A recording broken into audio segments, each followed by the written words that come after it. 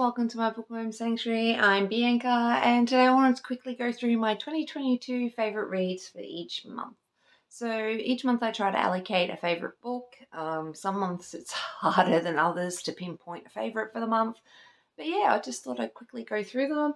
I'll try to keep the summaries as brief as I can. But basically in January, Munro, obviously.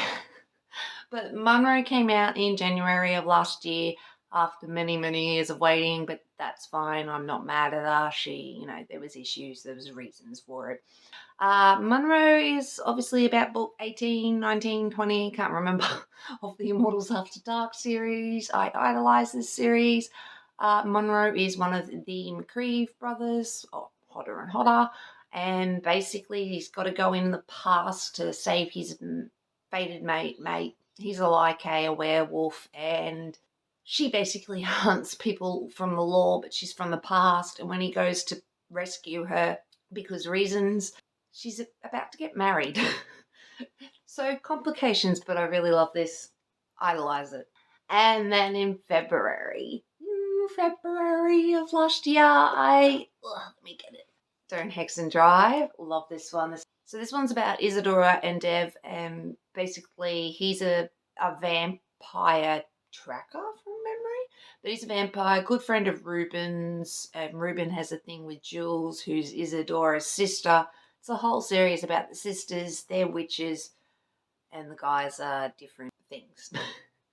But in this case, he's a vampire, and he's a Bollywood actor. And I love it. I love the whole series, and there's a bit of things going on. And yeah, he basically hits her with his car. That's how they meet. And then in March, I can't believe this was March I read this, but Deceived by the Gargoyles was my favourite book for the month. Loved it so much I had to buy it. Grace and her Gargoyles. Basically, she is a witch who works in a library restoring old books, and she basically goes to this matchmaker place and wants to set herself up, gets set up with this gargoyle who she doesn't realise is a gargoyle at first, and doesn't realise he has two mates at home. And Elliot just sort of doesn't say the whole truth, and once she figures out the whole truth, though, she does start a relationship with all three gargoyles, and I loved it. And then I don't actually have the physical copy for this one, but Total Exposure by J.A. House. Was it J.A. House? I'm pretty sure. I really liked this. I don't think it will be for everybody, though. It's got a lot of anxiety representation. And basically, she's got such a... she hates being watched and has a really big insecurity about that, so much that it's crippling her for her day-to-day life. She was like a violin prodigy as a kid, very, very talented, and sort of needs to go back to it to make money, but needs to wrong word. She needs to try to conquer her fears, basically, and try to move forward, and that's where, what's his face comes in. I can't remember his name off the top of my head, and he was lovely. I loved it. So he basically was watching her with her permission to get her more comfortable with the idea of people watching her. And yeah, they both had their own demons, but I really liked it. Was it Exium? Can't remember his name. Anyway, really loved it.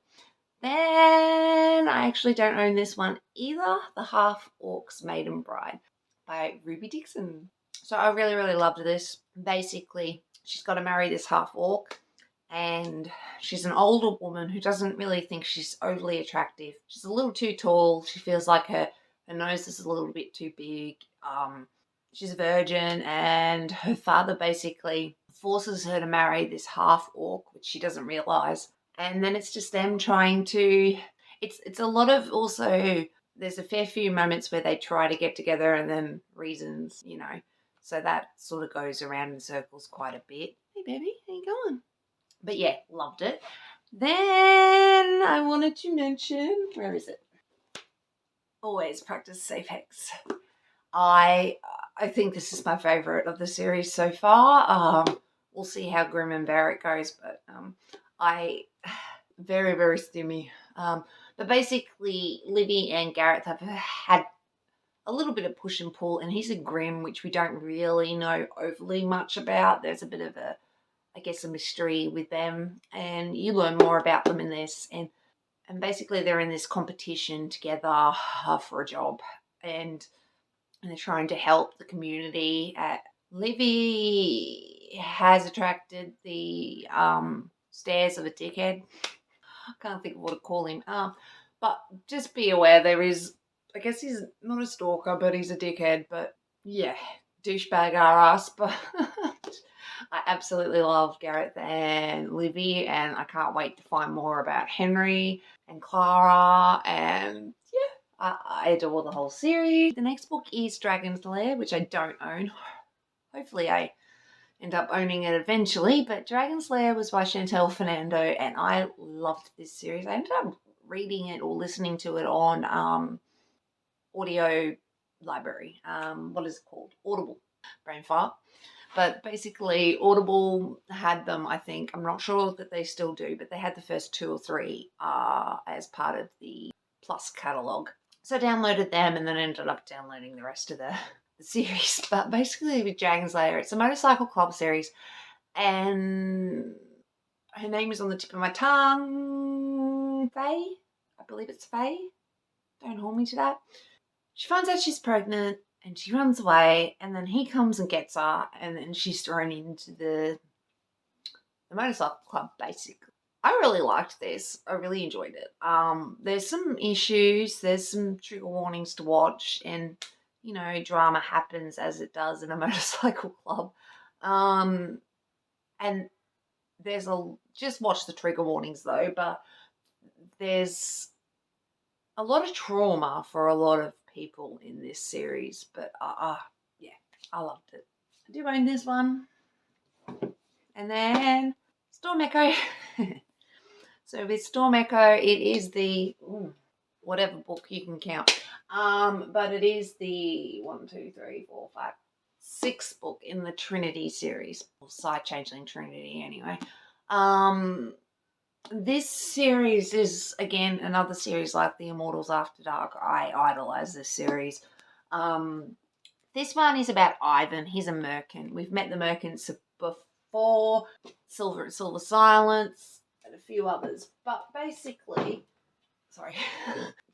Not Silver. Ivan is their security guy, I guess, and it's basically in Changeling territory to go through this obstacle course thing, and he's there for more training, more or less.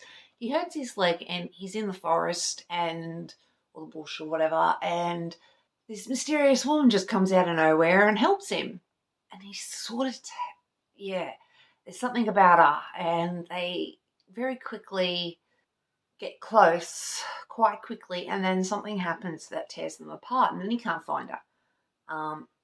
He's absolutely devastated. He can't find her. And then a year and a half later, he ends up in San Francisco. Pretty sure it's San Francisco. And Dark River gets involved. So we meet Lucas and Tamsin and Nate and just everybody again. And I love the Dark River.